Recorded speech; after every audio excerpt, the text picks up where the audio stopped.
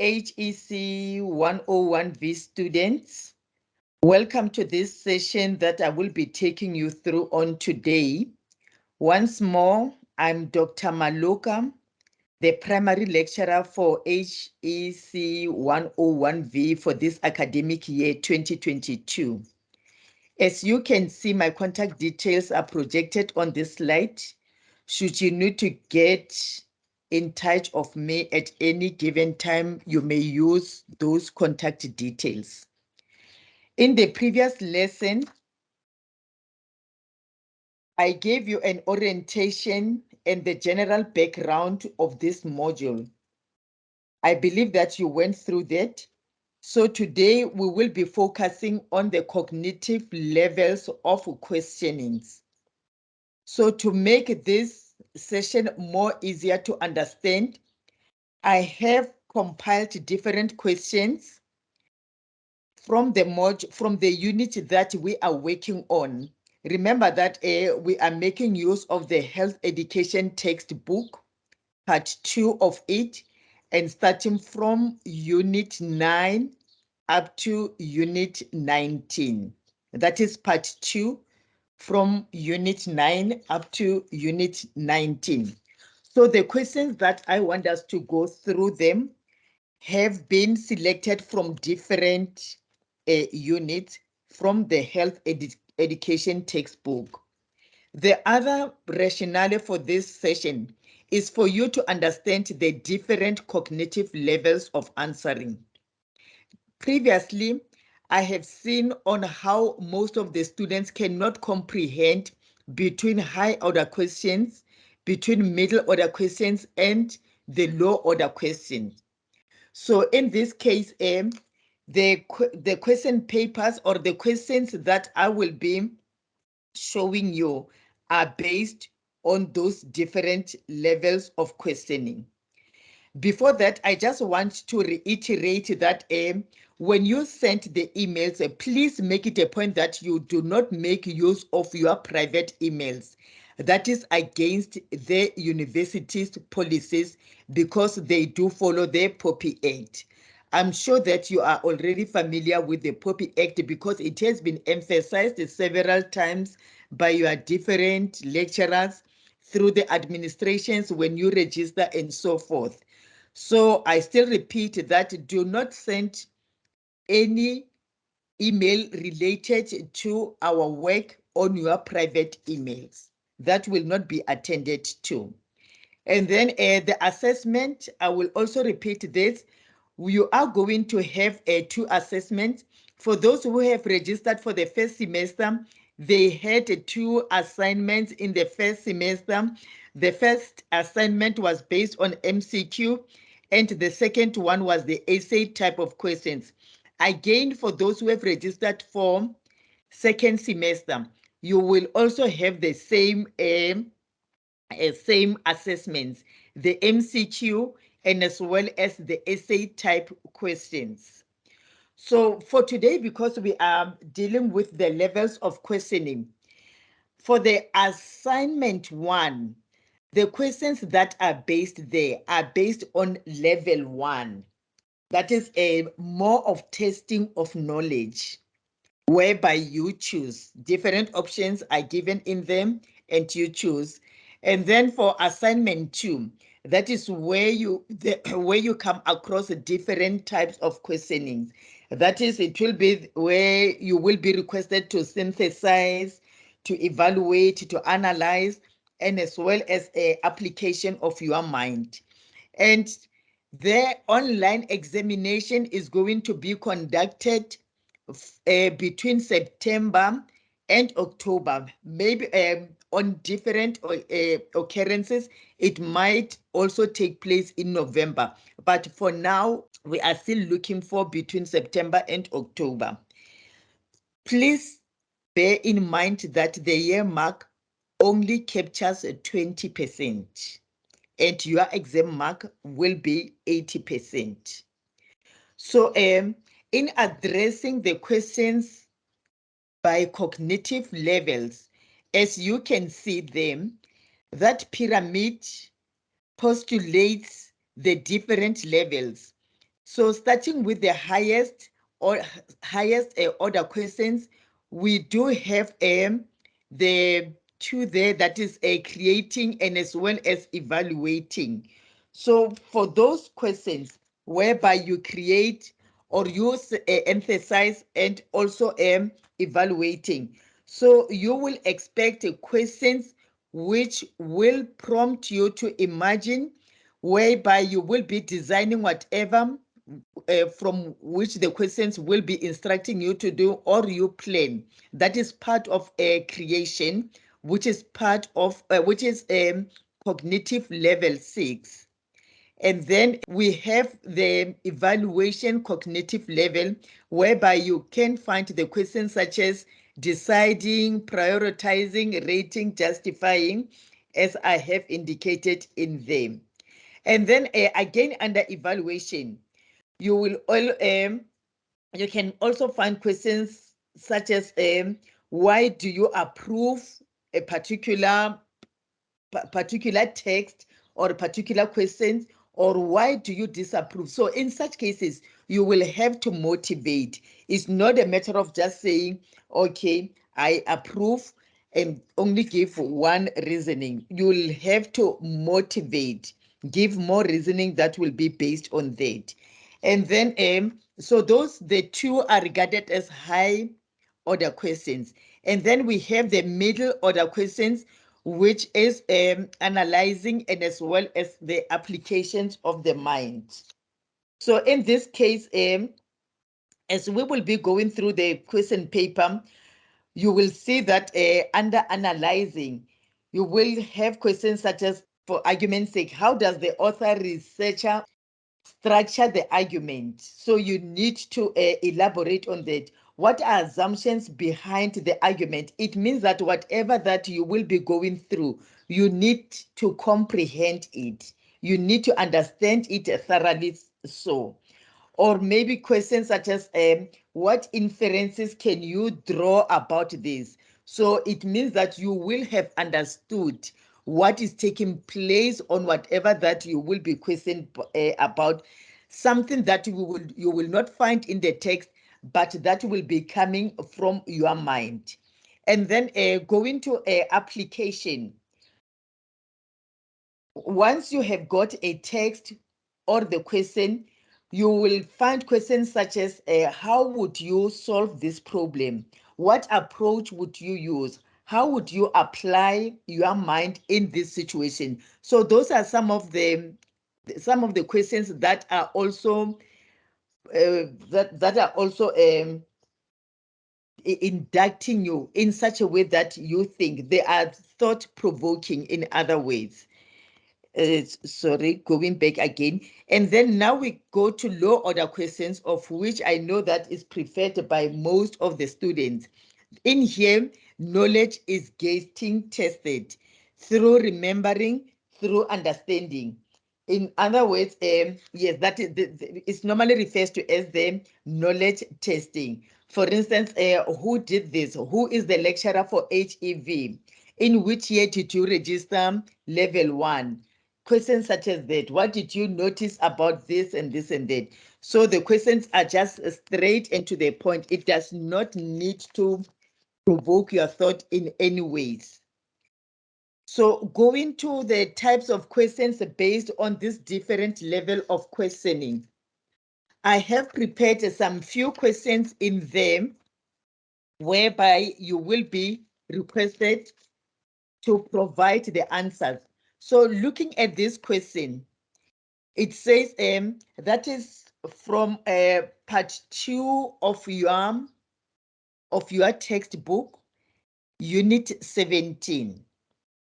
That is based on the 5 stages of Kubler-Ross, the dying stages of the person. So you were, should you get this kind of a question, you will be expected to provide a suitable stage for each of the statements below. You say, I said, read a name. So all what you need to check under this instruction of the question is name. So going back to the cognitive level, name them is a very low order question. It is a very low order question whereby you will be expected to give an appropriate stage in here. The first one, as you can see, to me battling to find a closure and to accept, you will see that the stage that is more relating to this is bargaining stage. There's no any other stage but the bargaining stage. And then going to 2, most children come to terms with their loss and start to view the situation more realistically, looking to the future. Again, in here, there's no any other argument based to this question. The only answer that is acceptable will be acceptance. Acceptance is the stage that is related to this statement. And then people try to keep active and try to stop thinking about what happened. The correct stage here is denial. So since Google lost her mother, she is always alone and crying most of the time. So should you come across this, the relevant stage is anger. And then going to 5, it says, children need great love and very strong social support system of family, peers, and teachers. So the relevant stage here is depression. Grieving individuals are consoling themselves by thinking about the good times they shared with the departed person. The stage here, which is related to this, is bargaining. Going forward, they say the individual is shocked, reluctant to acknowledge and accept the loss, and may show behavioral symptoms such as fear of being alone, changes in appetite, or depression. So the stages in here are 2. We have the denial and as well as the isolation. So meaning that if you decide to put or to write isolation, you will still be correct. And if you decide that this individual is going through the denial stage, still that will still be correct. And then moving to number 8, it says a need to find a means of assisting the child's transition into the ultimate stage of acceptance. This one is depression. And then teachers are expected to provide the child with emotional support. This one is the anger stage. The child is encouraged to speak of the deceased person and allowing him or her to recall any feelings. This one is acceptance. So throughout all the statements that I have put in them, they are all associated with different stages of mourning, different stages of the person who will be dying. So you just need to go to your textbook and thoroughly understand those stages so that you don't have to confuse them. And then going to question 2, which is also linked to another different cognitive levels, we will see as the question unfolds. You have been given the background in the box wherein you are supposed to answer the questions that are associated with them. So the first question in there is explain with practical examples the types of neglect and abuse as listed below. Remember that this is not general. It needs to go hand in glove with the background that is given in the box below. And then we do have the physical neglect. The physical neglect. So looking at this question, this one is also provoking your thought, but not in a very high order question. We can say that this one is more of knowledge application and more of analysis. More of knowledge application and as well as analysis. So By explaining this with a practical example, we can say that a physical neglect refers to the inability by the parent or caregiver to provide the needs of the child, such as shelter, food, and clothing. The examples that can be associated with this are as follows. You can think of child abandonment, child expulsion from home, inadequate supervision, rejection, and ignoring physical hygiene. Going to educational neglect. Educational neglect refers to action or inaction by a parent or caregiver that hinders the child from receiving growth and developmental education. Examples aligned with this are, for instance, a child of a school-going age not attending a school, or it might be aligned with continuous absence from school without valid reasons. And then going to the next neglect type, that is emotional neglect. It refers to the failure to provide a developmentally appropriate, supportive environment, including the availability of a primary attachment figure, so that the child can develop a stable and a full range of emotional and social competencies.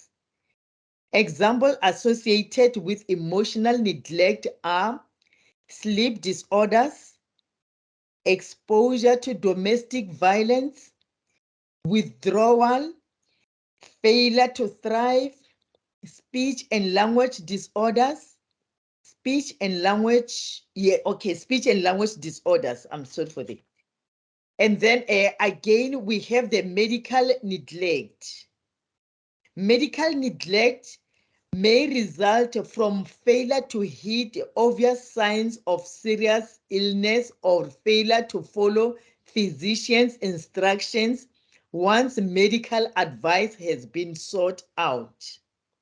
For example, malnutrition, poor hygiene, unattended physical or medical problems, dental needs of a child left untended to.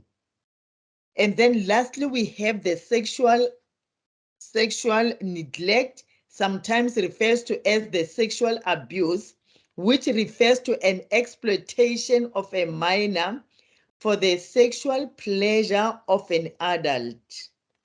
For example, this may refer to difficulty in walkings or sittings, torn or shredded clothing, bloody underwear, pain or itching in genital area.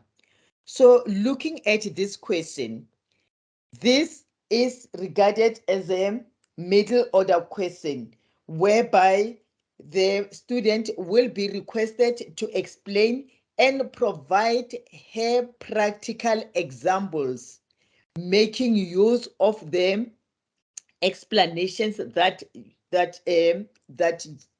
you made use of when you were explaining those different types of abuse or neglect. Okay, fine. Going forward, we have another different type of a cognitive level here. Let us go through this background. It says Mrs. Molefe, a grade 6 educator, is worried about the alarming rate of abuse her learners are narrating with him. The abuse, amongst others, involves a physical, emotional, and educational neglect. Recommend possible ways that you can use to assist learners from being abused. So, by virtue of understanding this question, you will see that this question needs your mind application. There's no specific answer from the textbook where you will say that Mrs. Molefe from page 41 or from page 10 or page 1 was expected to act like this and this and that. You need to apply your own understanding. You need to come up with your own knowledge. So in here, the possible answers that you may consider are as follows. Mrs. Molefe can implement a program that seeks to prevent child abuse. That is the grade 6 educator faced with such a kind of abuse. What does he do? Because the learners, you will be the teacher at that time. How are you going to respond to the learners who are abused? Remember that they regard you as their protector. How are you going to protect these children? You are their parent in the absence of their parents at home. Hence, we call that parent in loco. So like Mrs. Molefe can implement the programs that seek to prevent child abuse. The teacher should understand the scope of the problem, reporting procedures, and handling disclosure. The teacher can also become an advocate for the child, providing support and guidance to the child as well as their family. Teachers need to develop a degree of comfort with the materials they use so the learners will feel comfortable to disclose abuse.